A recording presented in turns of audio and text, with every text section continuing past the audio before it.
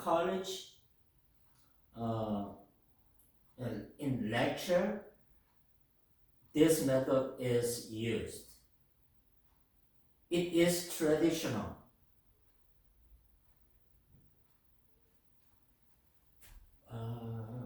Sorry, I'm gonna use this to another.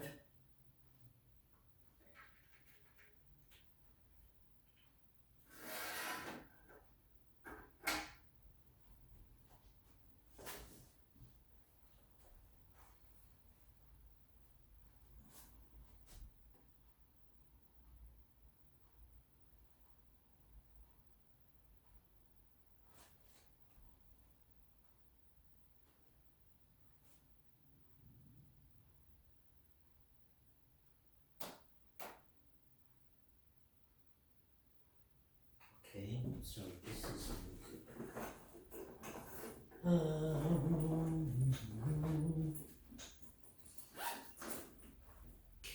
I'll use this one.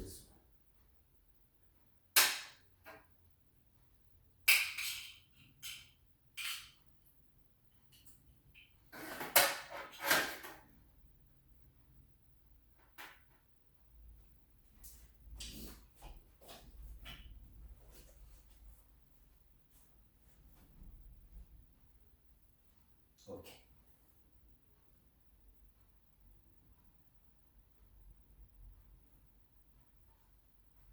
Okay. So it is method that focuses on direct instruction from teacher to students.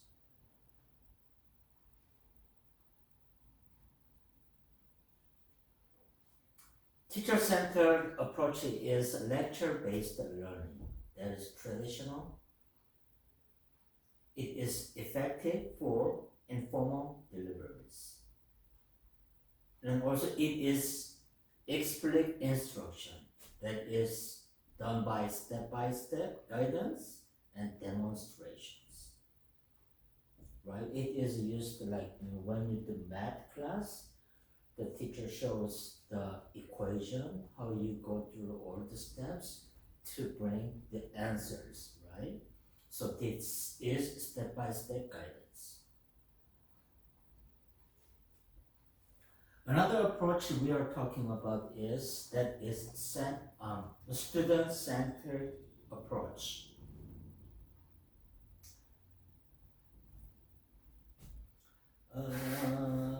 Sorry, today this is no good. No good with signal.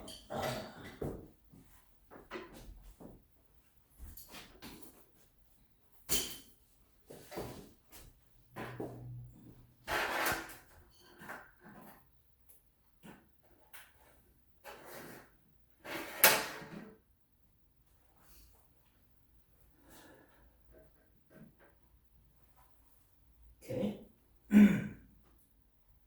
And student-centered approach is it is a method that is promoting active student involvement.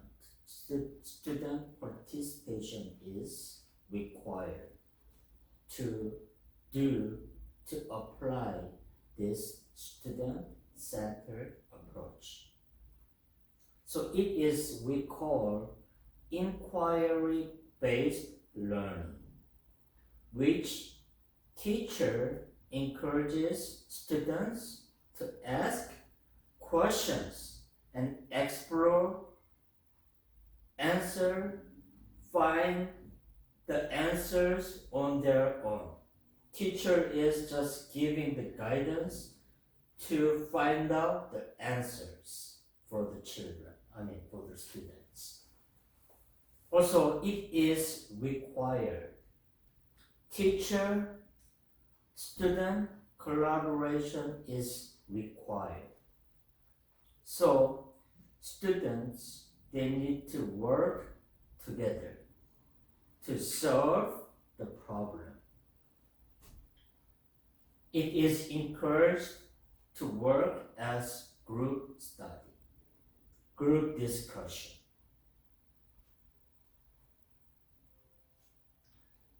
Also, we call this experimental learning. It is hands-on activity, and real world is applications. Once you learn in the pedagogical classroom, you are applying that you learn from the class in this real world applications, like experiment, researches.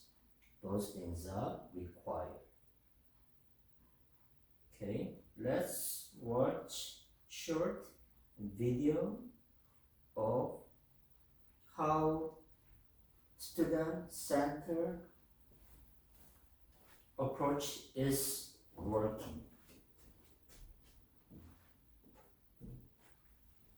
Student-centered learning occurs when the student, rather than the teacher, is the focus of a lesson.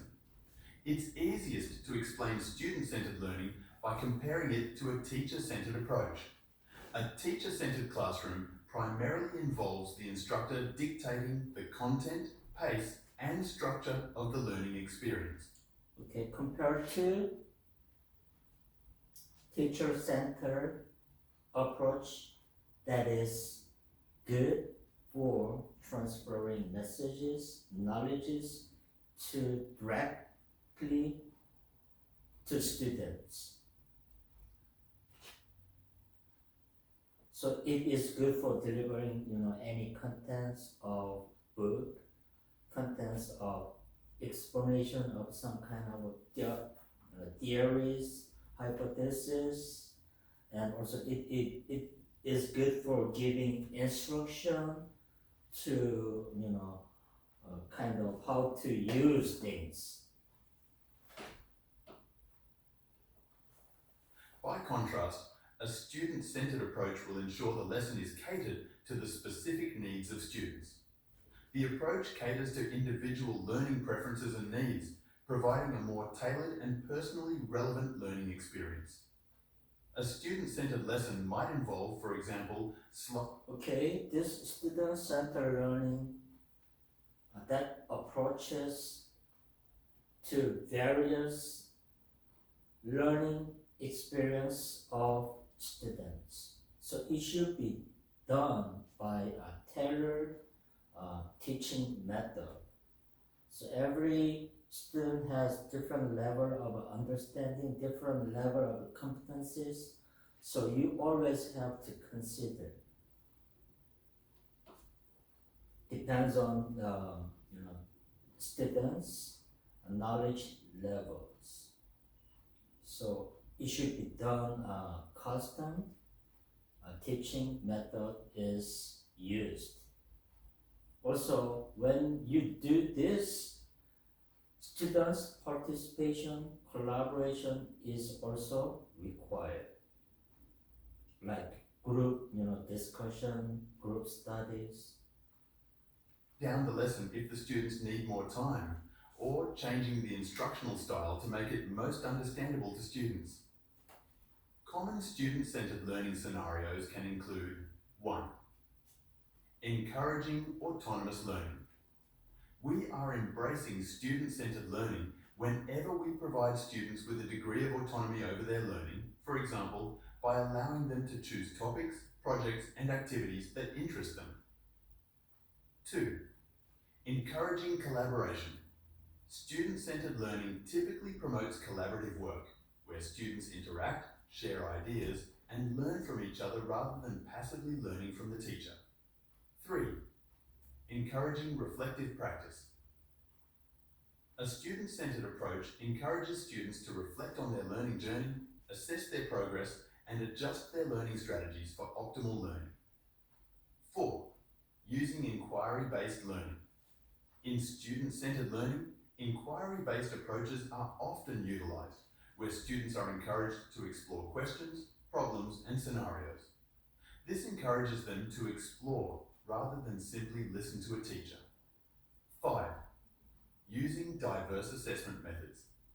Student-centered learning often employs a variety of assessment methods, such as portfolios, presentations, and projects, which enable students to demonstrate understanding and skills in multiple ways, accommodating different learning preferences and strengths. Another way to embrace student-centered learning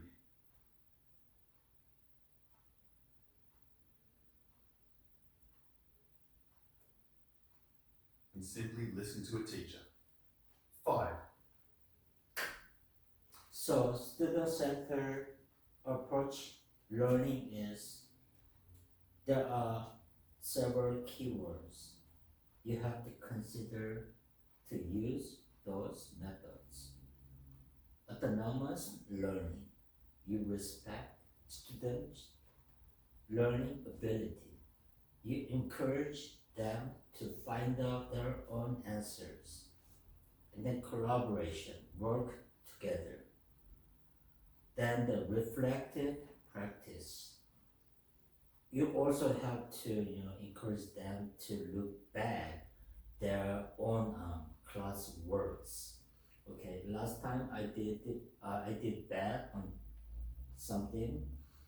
Last time I did good on some, like courses, materials.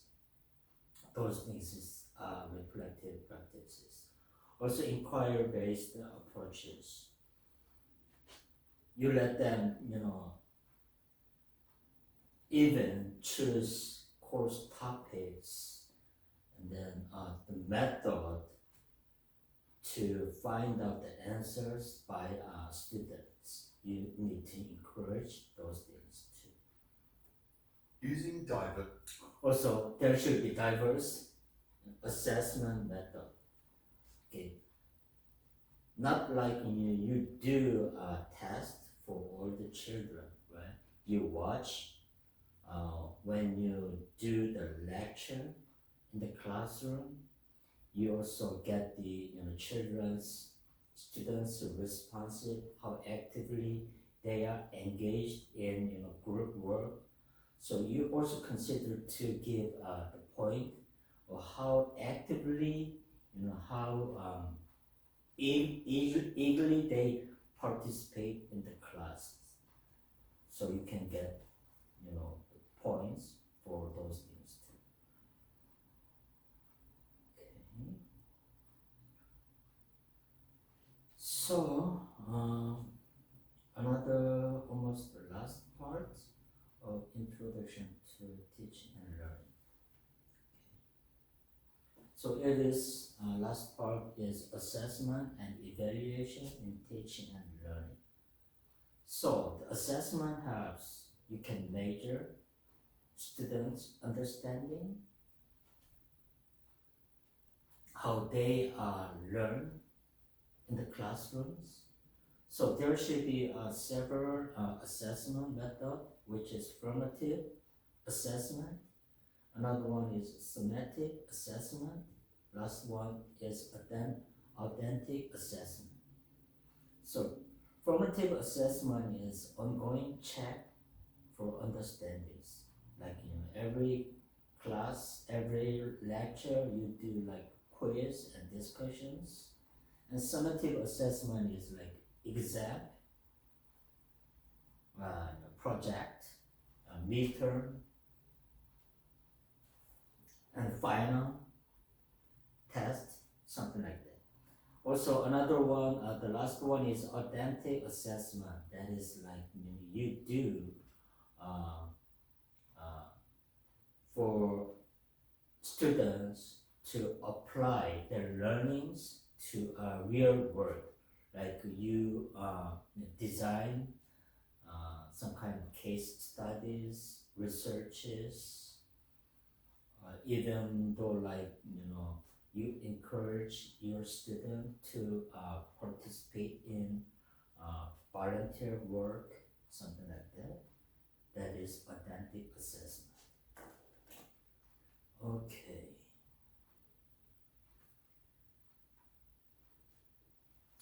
Also, there should be important part when you do teaching in classroom. That is the feedback. You always provide a timely and constructive feedback that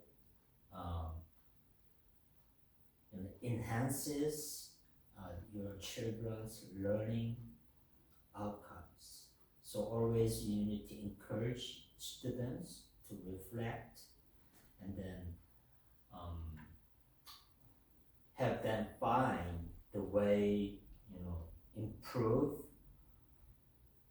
on their courses. Also, you need to identify areas of student strength part in course, or you could find out the weakness in their learnings. So it is also important identifying areas of good and weakness in their learning courses.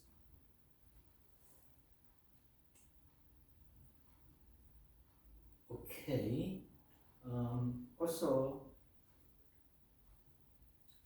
you use substitute like teaching materials in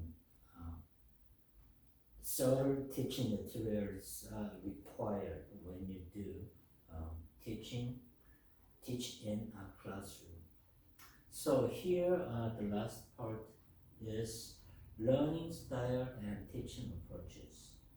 So you use many different methods to teach for your students. First like visual approach. Students learn through their images, diagrams, visual presentations, right? It is kind of effective method you can use in classroom. Also, you can use auditory learners. Some students prefer spoken information, discussions, and lectures, right? And also kinetic learners, that is like, they learn best through the hands-on activities, movement. They better understand when you use those things.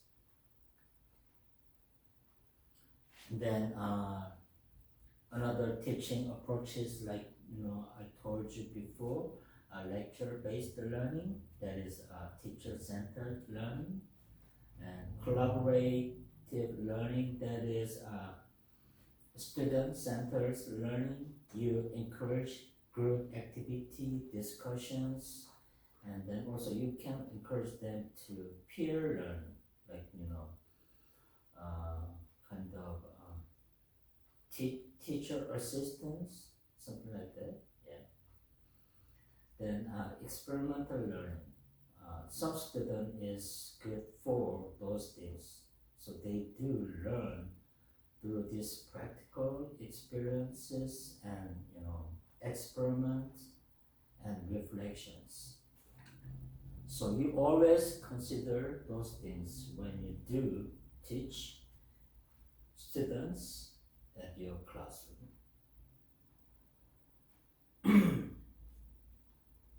Okay, modern days, we are all, not alone, right? Especially like LA, there are many different ethnic groups.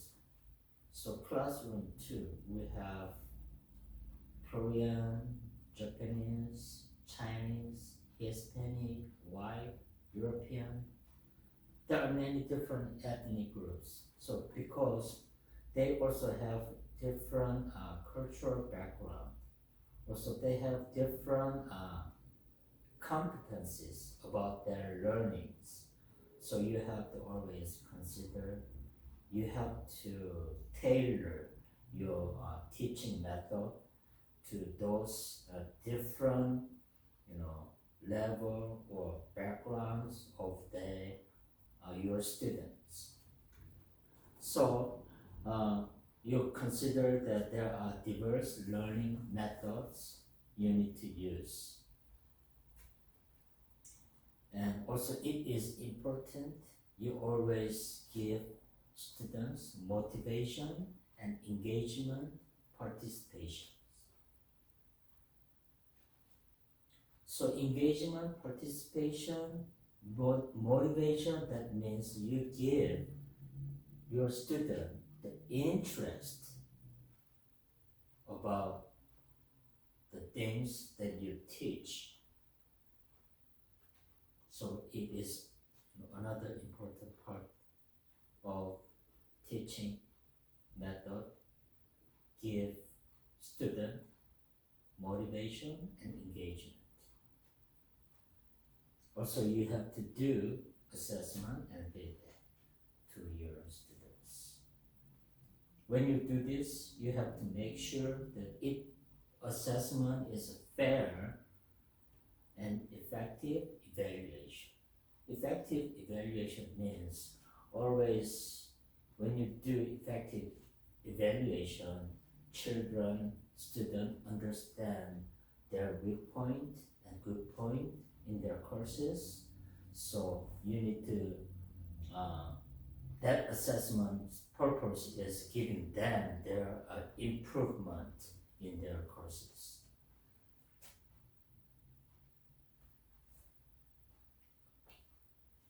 Okay, now we are going to chapter 2.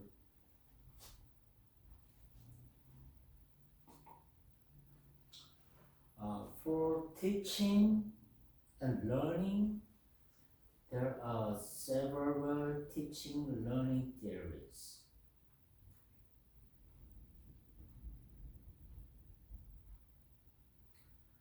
Without these learning theories,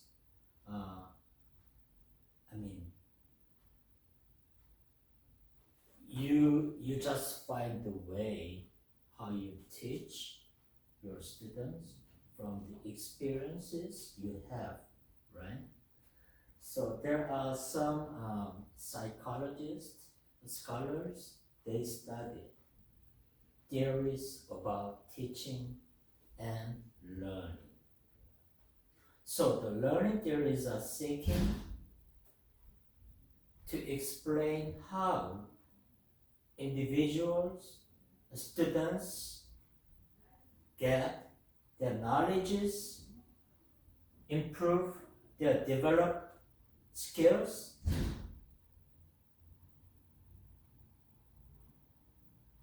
and change their behaviors.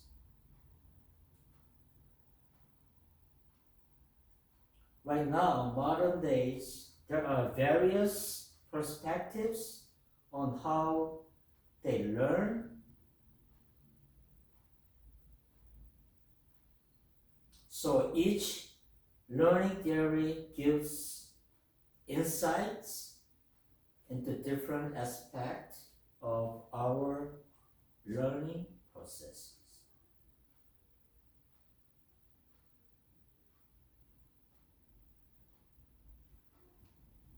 Okay. Most importantly, there are 3 major learning theories. Other than this, there are much more teaching learning theories. But these 3 theories are most famous, most used theories. Okay, the first one is behaviorism. That is developed by Russian psychologist Ivan Pavlov. And another psychologist is B.F. Skinner. Actually, those 2 persons are the founder of behaviorism. Another theory we have to talk about is cognitism.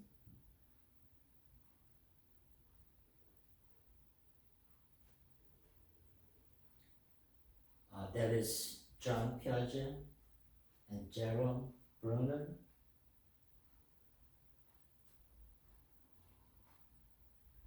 Lastly, the theory we want to talk about is constructivism that was done by Lev Vygotsky and John Dewey.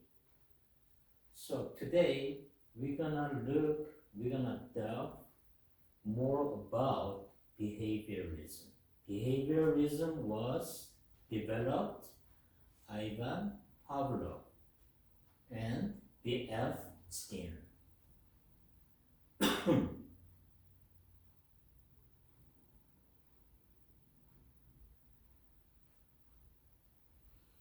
Okay, behavior theory. That is emphasizing of observable behavior. You watch behaviors of people. And then another key term is conditioning and environmental stimuli. That is key factor in learning. Okay, we don't know what this is yet, but we're gonna see how it works. Also, behavioral theory is focusing on the measurable behavior rather than the internal mental process. Okay, in contrary, we did Sigmund Freud, right? This psychologist, he studied our behavior was influenced by our mental process, mostly things we experienced but don't remember now. It was stored in your unconscious mind. That is kind of trigger how you behavior present time, right? So, like Sigmund Freud, he looked into inside of our mind. But behavioral theory, even Pavlov, B.F. Skinner, they more like focused on environmental conditions, stimulus. That is much more different from internal mental study of psychology. So when we study behavioral theory, there are two main behaviorism. Okay? Two main behaviorism. First one is classical conditioning. Second one is operant conditioning. Okay, you don't need to remember those terms. You just need to understand how those two theories are work. Okay? So, in behavioral theory, the key terms we need to know is learning happens through interaction between with environment. Things coming from outside, okay, that is become stimuli, kind of trigger that make you do certain behavior. So we call that one outside environmental trigger. We call it stimulus.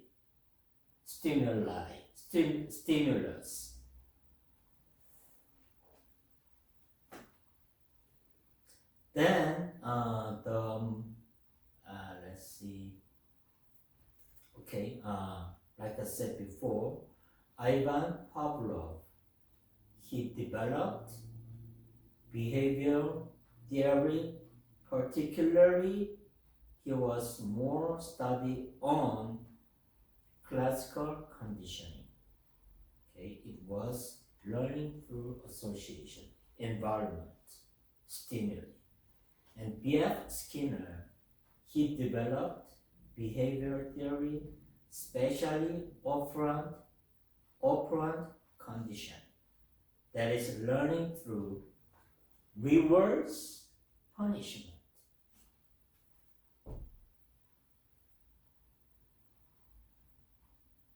And then John Watson, he also studied observable behavior and learning process.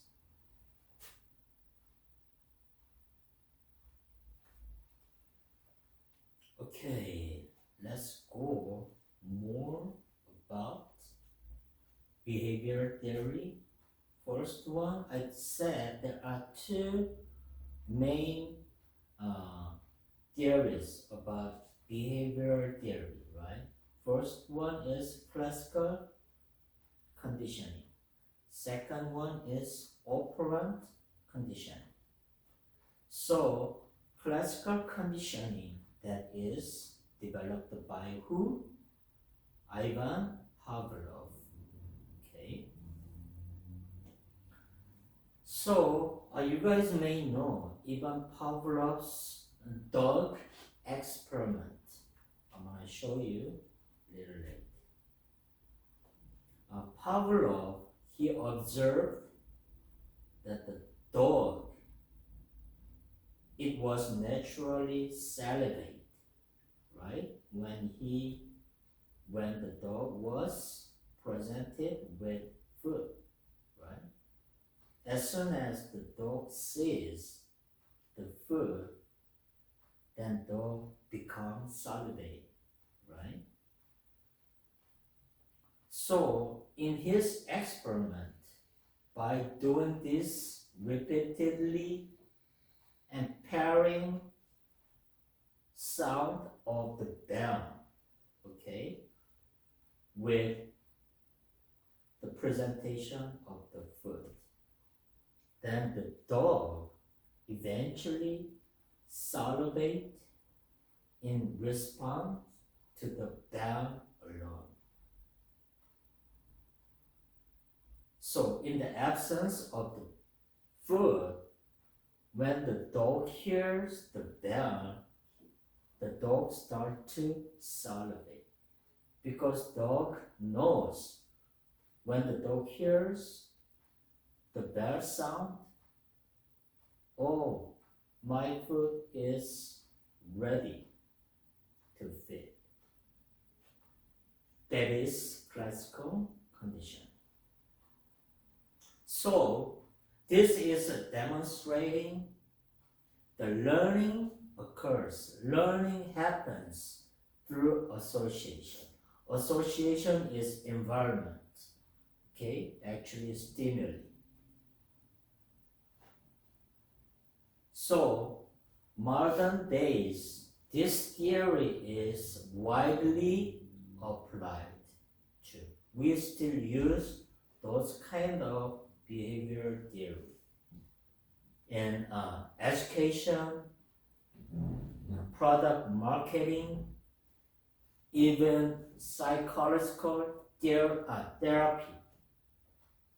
We use this classical theory, behavior theory in many parts of our society.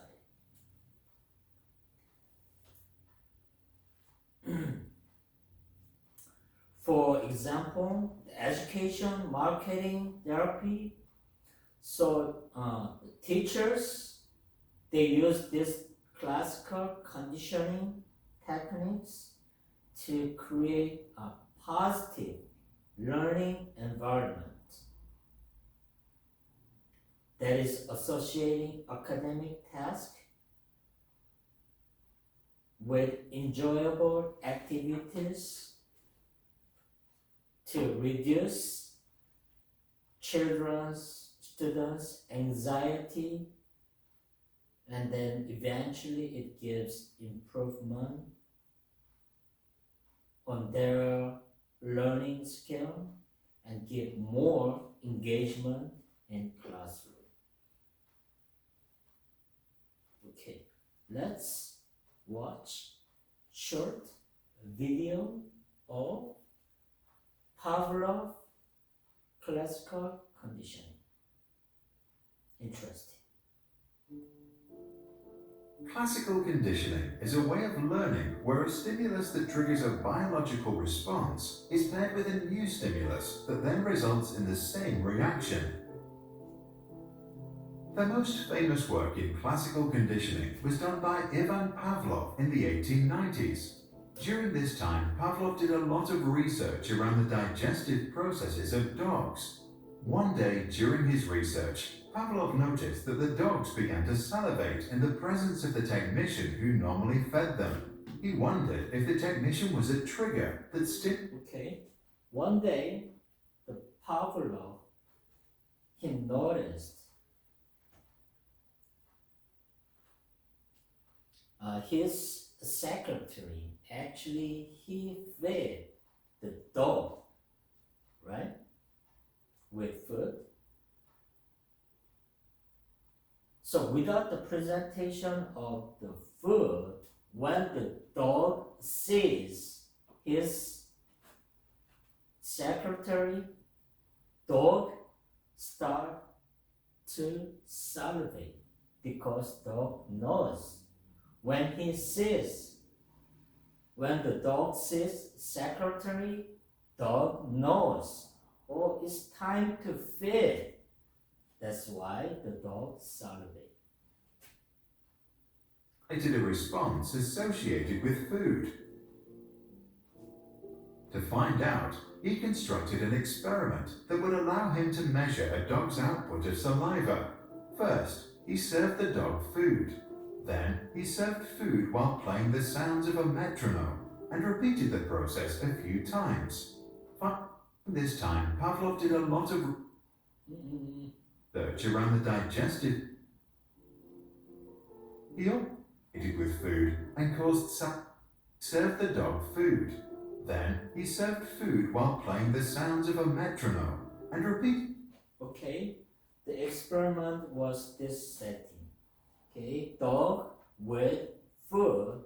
When he fed the dog with food, also he played metronome, sound, regulator, right? Process a few times. Finally, he removed the food and only played them. So he did experiment many times. Okay, food and metronome. The sound, okay? Later, he removed the food in that experimental setting, right? Then he found when the dog hears the sound of metronome, dog start to salivate. That is Ivan Pavlov's dog experiment. Metronome. The dogs began to salivate in response to the metronome alone. Pavlov concluded that if a new stimulus was present when the dog was given food, then that stimulus became associated with food and caused salivation on its own. When he published his findings, Pavlov called the food an unconditioned stimulus because its effects on the dog were not learned. Instead, they triggered an unconditioned response that happened naturally and completely out of the dog's control. The metronome is at first a neutral stimulus. Through the process of repetitive pairing with food, the dog learns to connect the two. This means that the neutral stimulus becomes the conditioned stimulus, and the response to that, a conditioned response.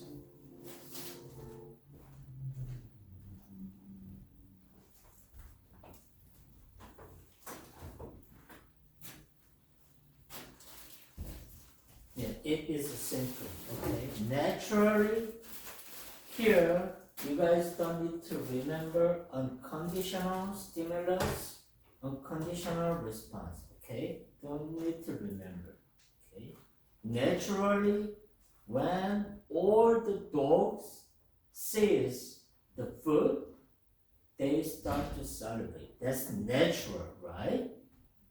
Okay? The Ivan Pavlov, he just put another association. Association means any kind of stimuli, okay, that is neutral, alright? Naturally, it is nothing to do with food, dog's food.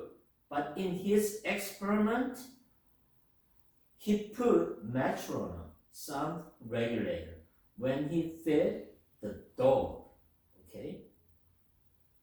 So, dog knows, dog understand, okay? The metronome is associated with the food. He does this experiment many times. So he educate, kind of naturally educate the dog. When the dog hears sound of metronome, dog learns, oh, it's time to feed the food. That is conditioned stimuli. Okay? A conditioned response. See? First, when the dog says the food, salivate. Okay, with many times experiment, he put sound with food. Okay? Dog learns. Sound of metronome, oh, it's time to feed. That is now connected. Sound is connected with food. So only without the food, dog hears the sound of metronome, the dog starts salivating. That is conditioned response. Okay? The idea is simple, right? Actually, you don't need to remember, those the terms. I just want you to understand the main idea of Ivan Pavlov's dog experiment. He also reported that 1.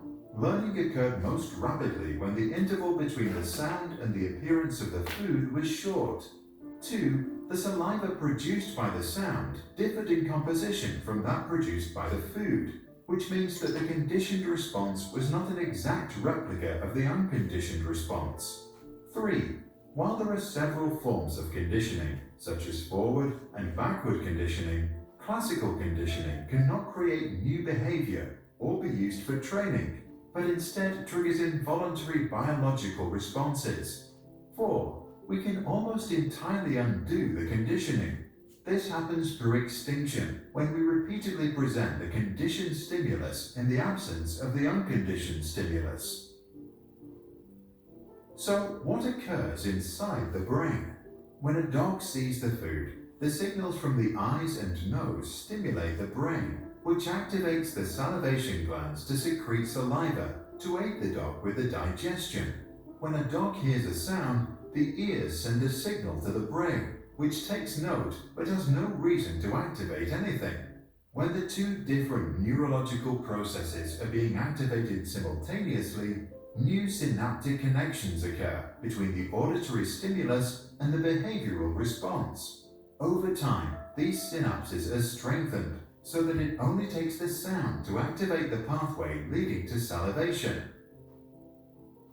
You can try this popular classroom exercise. Take a friend, sit down and relax for 2 minutes. Then allow your partner to check and record your pulse rate. Your partner will then tap a pencil on the desk 5 times. Right after, stand up and hop on one leg for 30 seconds and then check your pulse again. Repeat the procedure 4 times, having the partner record all data. After relaxing for the 5th time, your partner will tap the pencil 5 times as usual. Now, instead of getting up for your exercise, only check your pulse. If the conditioning was successful, your pulse rate will rise even without engaging in exercise. What do you think? Does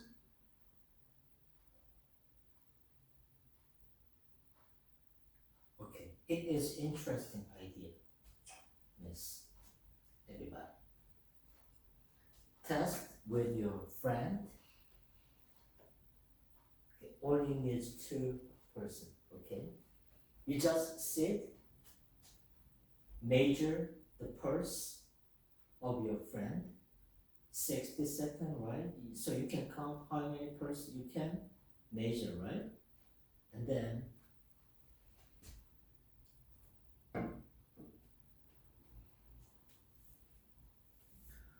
when you do this, tap pen on the table, okay? And then also you have your friend do some kind of exercise, okay? And then also you do tap the pen on the table. That makes sound, right? Do this many times, repeatedly. Then, normal condition, you sit with your friend. After repeating of, exercising with a tap or pen sound on the table, right? After that, you just sit normally on the table with your friend. You just tap the pen on the table, then your friend heartbeat start to raise. Do this experiment with your friend. It is very interesting.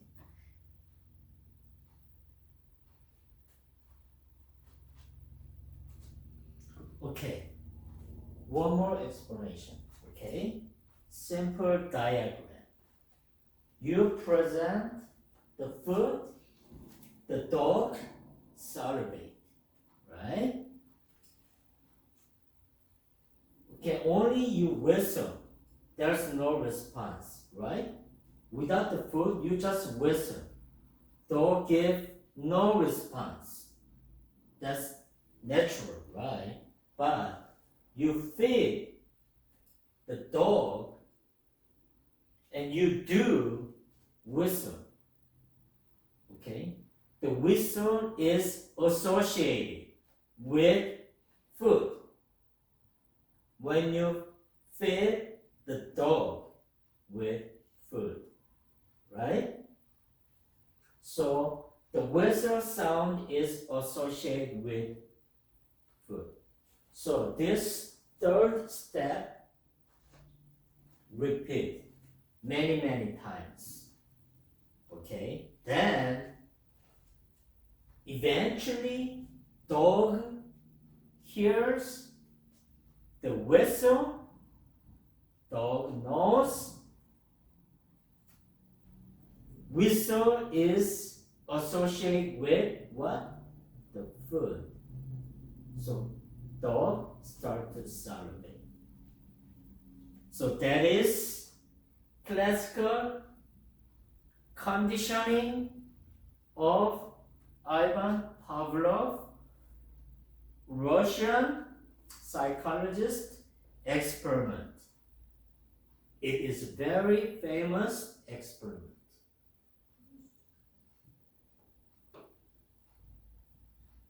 Okay, understand? Easy, right? So, another experiment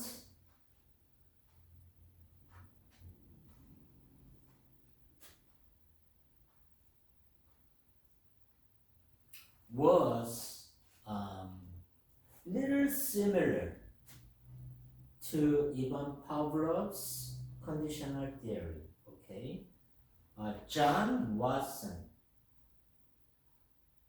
Okay, he also did experiment.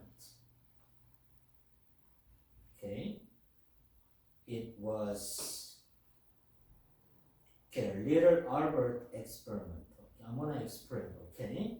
So John Watson, he's also behavioral theorist. Okay, he often considered the modern behavioralism. Okay, he expanded his boundary of the theory on Pavlov's work by emphasizing behavior is shaped. You can make certain behavior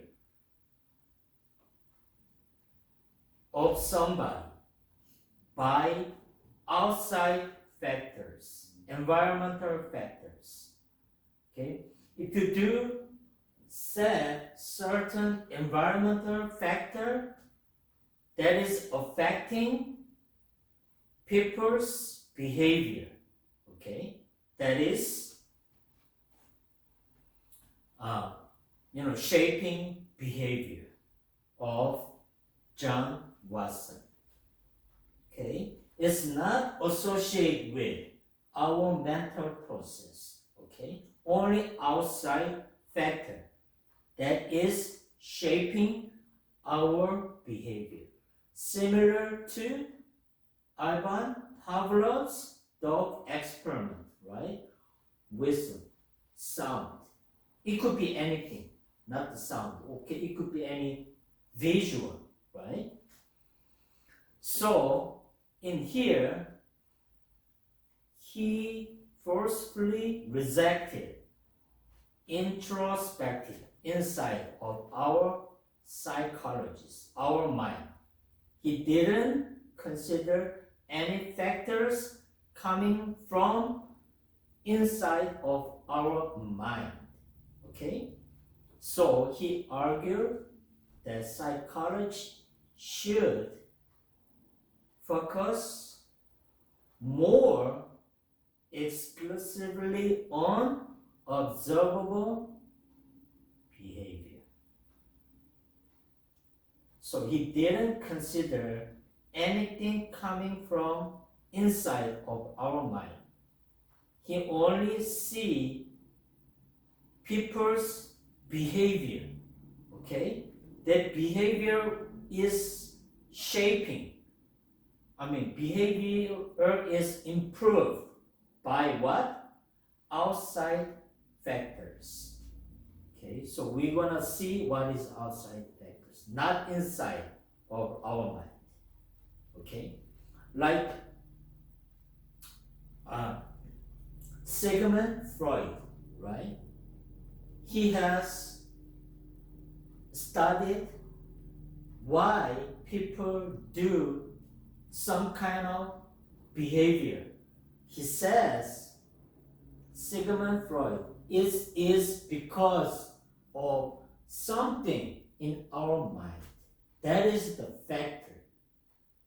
So, John Watson has totally different opinion from Sigmund Freud, right? Sigmund Freud, he always look into inside of our mind, especially unconscious mind. Unconscious mind has large portion of our mind, like more than 50-60% our mind was done by unconscious mind. So Sigmund Freud, he was looking to unconscious mind. But John Watson, what? No, it's not our psychological factors. It is outside.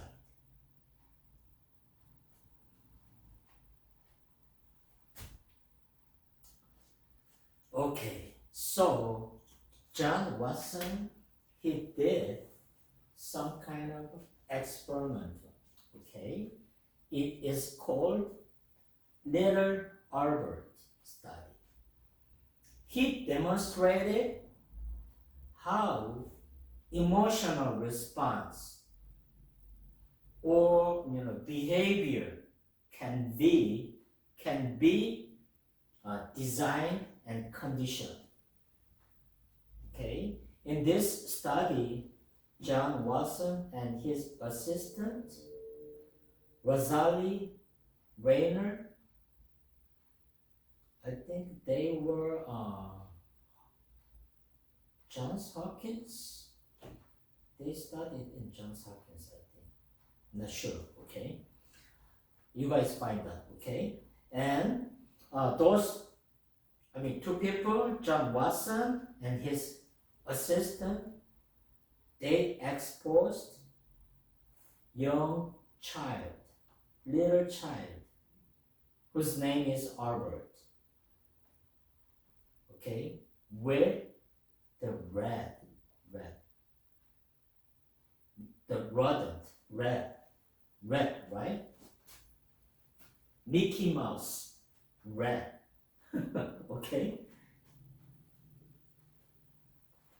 And then, okay, here, the setting is simple. Little Albert, baby, and then animal, red, white, red, not black, red, okay? We use many, experimental setting, biological experiment, right? With little white, red, right? To test some kind of medications, something like that, right? And with little red, and then he added another setting. It is a very annoying metal sound.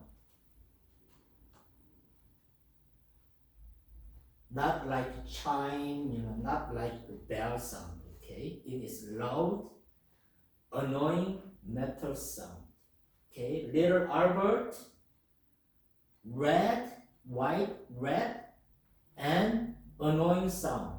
3 settings. So he sounded annoying sound to the little baby Albert. Okay, he did this experiment many times. All right, what could be the result? So, okay, when he does this experimental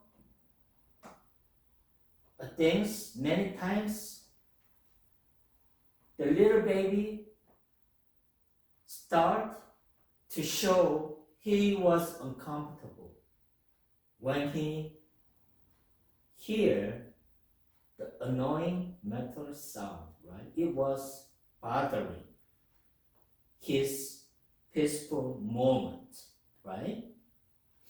So maybe he start to cry when he hears annoying, louder metal sound.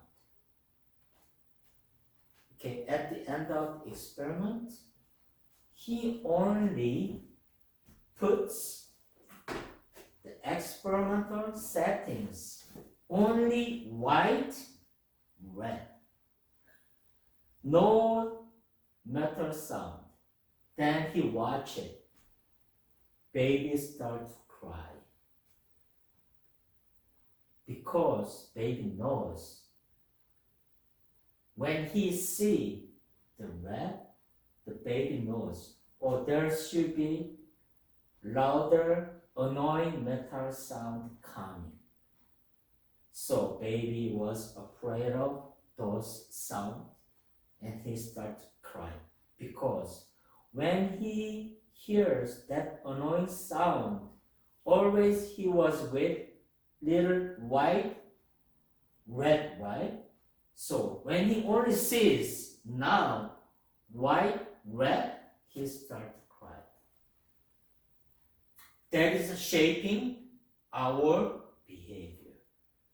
Experimented by John Watson.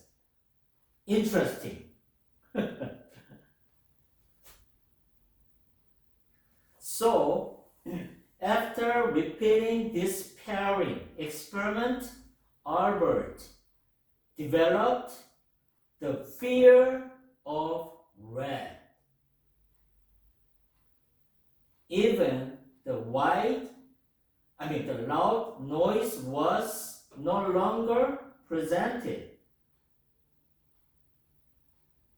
Albert says the white rat, he fears fear of red. So this experimental is illustrated pro-bias, an emotional reaction that can be learned from outside conditioning. Does it make sense? Okay, I'm gonna show you little short video. Okay, that is little Albert experiment. Let's see. The Little Albert experiment is one of the classic experiments of psychology undertaken by behaviorist John B. Watson and his student Rosalie Rayner in 1920 at Johns Hopkins University. In John Watson's experiment with Little Albert, he demonstrated that emotional responses could be classically conditioned in humans. In other words, classical conditioning could be used to create phobias. For instance, you could condition an emotional response like fear of white rats, in this case, in humans. He also demonstrated that such conditioned emotional responses could be transferred to other stimuli, to other animals and objects, in this case, like cotton wool, rabbit, a seal fur coat, etc. Based on his detailed study on infants, John B. Watson claimed that there are only a few original emotional reaction patterns in infants. These include mainly love, rage, and fear.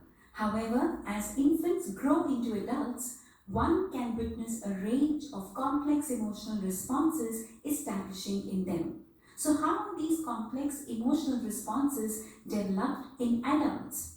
The environment in which the child is brought up acts like a laboratory that helps in establishing the conditioned emotional responses in him or her.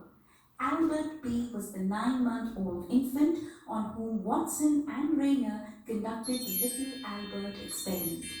Albert B. was brought up in the hospital environment since birth and was a healthy and stable child. His mother was a wet nurse in the Harriet Lane Home for Invalid Children.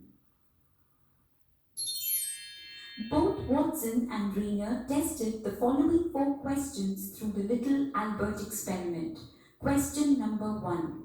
Can they condition fear of an animal, for instance a white rat, by presenting it visually and at the same time striking the hammer on a steel bar?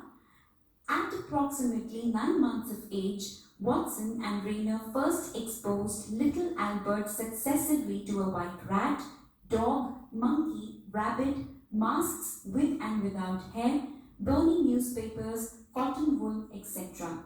In this baseline test, Little Albert showed no fear in any of the situations. Then, both Watson and Rayner tested the child for a loud sound. They wanted to determine if loud sound could evoke a fear response in Little Albert. Thus, one of the 2 experimenters went behind the child and struck a hammer on a suspended metal bar. Little Albert showed that he did not like the noise so produced. On striking the hammer for the second time, the same thing occurred, this time with Albert's lips trembling. Finally, on striking the hammer for the 3rd time, Little Albert started crying. Thus, the noise of the hammer striking the metal bar called fear response in Little Albert. Thus, the noise produced by a hammer striking the bar is an unconditioned stimulus. This is because the noise is not dependent on anything to evoke the fear response in the infant. It is alone sufficient to produce such a response. Further, the fear response evoked due to the sound alone is the unconditioned response. Now, as it became clear that Albert feared the loud sound, Okay, I'm gonna start in here. Okay, so experimenter is the same. First, he set the environment like a warm and home-like environment. Okay, there was mother and father, right? And then also with little baby Albert. Also, John Watson he presented many different animals together, like rabbits, dogs, any other toys, right? That time, the little Albert, the baby, he didn't have any fear. Okay. But he removed everything, only put the little white rat, and then he played annoying sound with metal. So he did this experiment many times, repeatedly. Then the baby developed the fear of sound, okay, fear of annoying sound, right? Then later he removed the bell, only presented the white rat. Also, the baby developed the fear of sound. When he see the little rat, the baby knows, okay, there's also annoying sound coming. That's why the baby developed the fear of sound. Makes sense, right?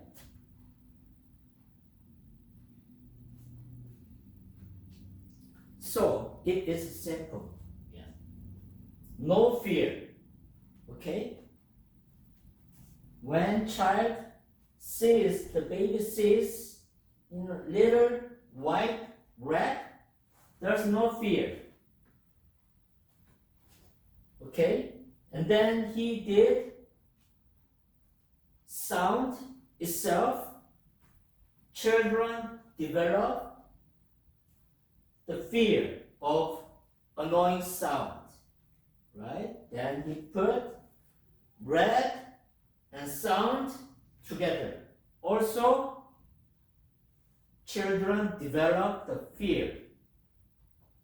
Children associate the sound of fear to the white rat, right?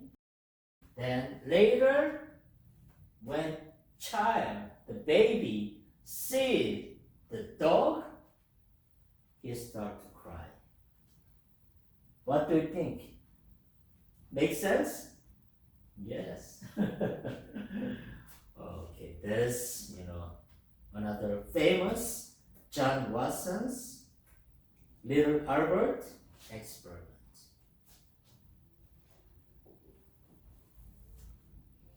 Another important theory we are talking about is operant conditioning. Okay, there are two major behavior theory. Okay, one is conditional theory. Okay, that is included Ivan Pavlov dog experiment. Okay, and then in classical condition, Ivan Pavlov dog experiment. Another experiment was John Watson Little Albert experiment. Those two experiments was in classical condition. Okay. Now we have, like I said, behavior theory. There are two major theory. Classical theory that was about Ivan Pavlov dog experiment, John Watson, little Albert, right? Then now we are talking about another behavior theory, which is operant conditioning. Okay, that is developed by who? B.F. Skinner. He is an American psychologist. Okay. This is all about factor, trigger, condition that is coming from outside to a certain person, okay? Not inside of our mind, all right? So, he insists operant conditioning that is focusing on how consequences shape our behavior. Consequences like, series of conditions coming continuously, right? Then that shapes our behavior. Not only one condition, okay? So, operant conditioning is active. Our behavior is influenced, fixed, improved by rewards and punishment. Okay? My behavior, sometimes I do bad, sometimes I do good, right? My behavior can be fixed by receiving reward from outside or receiving punishment. Does it make sense? Simple thing. Some people do crime, they go to prison, right? Yeah. Something like that. So, with Skinner, he did more, careful experiment with, he developed this theory. So, what you have to know is operant conditioning, which is all about reward and punishment that change our behavior. That also makes sense, right? Yeah. So let's delve more about that theory. So Skinner, he demonstrated that principles using a Skinner box, that is experiment chamber where the animals, rats and pigeons, animals learn behavior through reinforcement. Reinforcement might be reward and punishment. Okay? So just know that reinforcement is reward and punishment. Okay? For example, little rat, press lever. Okay? Pressing lever is behavior. Okay? When the rat pressed the lever, he learned food is coming, right? Food is reward. So rat learned. Reward is coming, reward is food. The rat pressed the lever, reward, food is coming. That is learning. So that is enforcing certain action of animal, even human. Okay, if we give reward to some people, they repeat their action more frequently, right? To get the reward. Yeah, that's all about B.F. Skinner's box chamber experiment. So, in his experiment, he break down. Okay, he break down. Just remember, B.F. Skinner, certain reward, punishment that changes our behavior. It is simple, okay? Simple. But here, the term says kind of complicated, but just understand, okay? You don't need to remember. Only know reward, punishment that changes our behavior. That's it, okay? So let's go more about this to understand. There's positive reinforcement. That is, adding desirable stimulus to increase behavior. So, positive reinforcement is reward, okay? Like your baby do some kind of good behave, you give candy, right? That is positive reinforcement.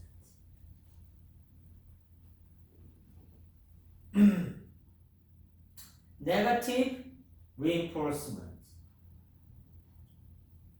That is, negative means removing something uncomfortable from the object. That is, increase positive behavior.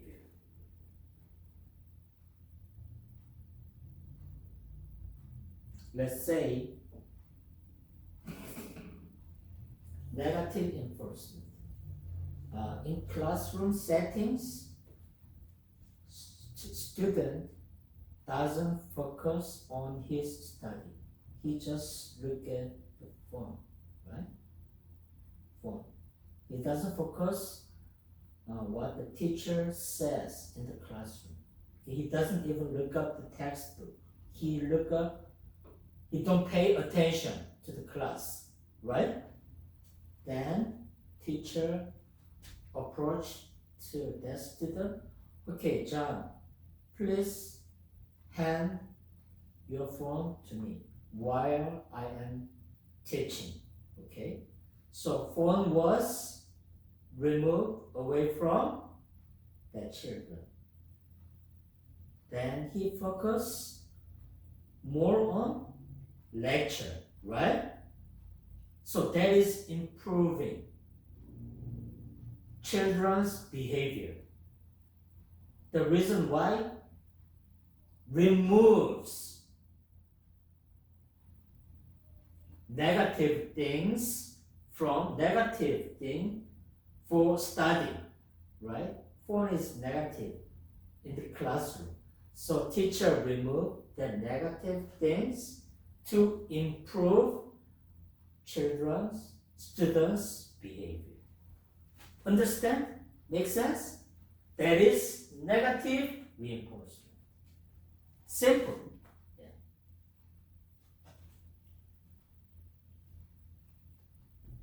Also, what is positive punishment? Adding unpleasant stimulus to decrease the behavior.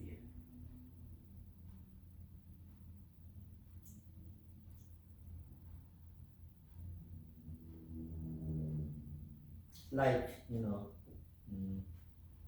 when you train dog, right? When the dog follows you order well, okay, you remove rash from the dog. That increase more behavior, good behavior of dog, right? If the dog was not behaving good, you rash, you tie it to kind of chair and table, right? So that was punishment. Rashing is punishment. But dog behaves good, you remove the punishment.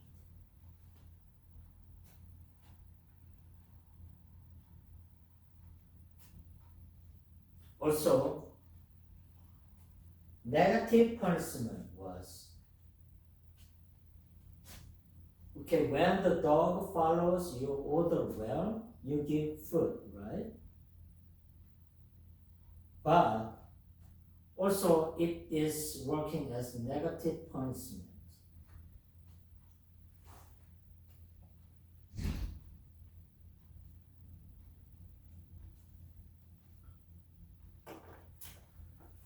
So it is kind of complicated to understand, but simply understand. Reward, punishment.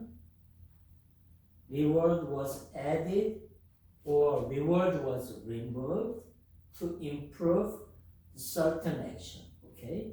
And then punishment was added, removed to improve certain action. Simple, okay? So let's watch short video about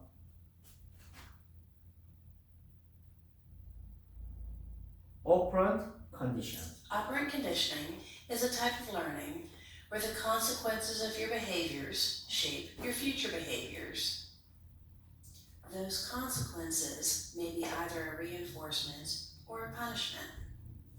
We will be focusing on the following terminology. Okay? Okay, positive reinforcement, negative reinforcement, positive punishment, negative punishment, okay? So you don't need to remember, just know that reward, punishment.